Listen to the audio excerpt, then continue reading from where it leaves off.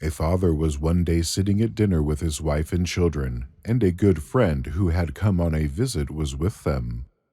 And as they thus sat, and it was striking 12 o'clock, the stranger saw the door open, and a very pale child dressed in snow-white clothes came in. It did not look around, and it did not speak, but went straight into the next room. Soon afterwards it came back and went out the door again in the same quiet manner. On the second and third day it came also exactly in the same way. At last the stranger asked the father to whom the beautiful child that went into the next room every day at noon belonged. "I have never seen it," said he, neither did he know to whom it could belong. The next day when it came again, the stranger pointed it out to the father, who however did not see it, and the mother and the children also saw nothing. At this the stranger got up, went to the room door, opened it a little and peeped in. Then he saw the child sitting on the ground and digging and seeking about industriously among the crevices between the boards of the floor, but when it saw the stranger, it disappeared. He now told what he had seen and described the child exactly, and the mother recognized it and said, "Ah, it is my dear child who died a month ago." They took up the boards and found 2 pennies, which the child had once received from its mother that it might give them to a poor man. It, however, had thought, "I can buy myself a biscuit for that," and it kept the pennies and hidden them in the openings between the boards. Therefore it had no rest in its grave, and had come every day at noon to seek for these pennies. The parents gave the money at once to a poor man, and after that the child was never seen again.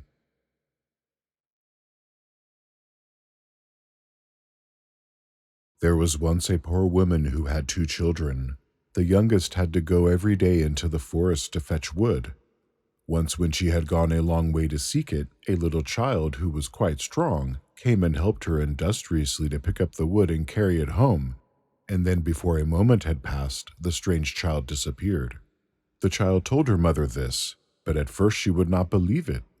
At length she brought a rose home and told her mother that the beautiful child had given her this rose, and had told her that when it was in full bloom he would return.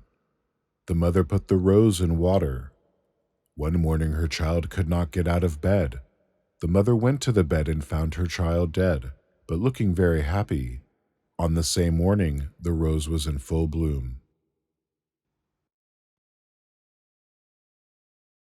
There was once a mother who had a little boy 7 years old, who was so handsome and lovable that no one could look at him without liking him, and she herself worshipped him above everything in the world. Now it so happened that he suddenly became ill, and God took him to himself, and for this the mother could not be comforted, and wept both day and night. But soon afterwards, when the child had been buried, it appeared by night in the places where it had sat and played during its life, and if the mother wept, it wept also, and when morning came, it disappeared. As, however, the mother would not stop crying, it came one night in the little white shroud in which it had been laid in its coffin, and with its wreath of flowers round its head, and stood on the bed at her feet, and said, "O mother, do stop crying, or I shall never fall asleep in my coffin, for my shroud will not dry because of all thy tears which fall upon it." The mother was afraid when she heard that, and wept no more. The next night the child came again, and held a little light in its hand, and said, "Look, mother, my shroud is nearly dry, and I can rest in my grave." Then the mother gave her sorrow into God's keeping, and bore it quietly and patiently, and the child came no more, but slept in its little bed beneath the earth.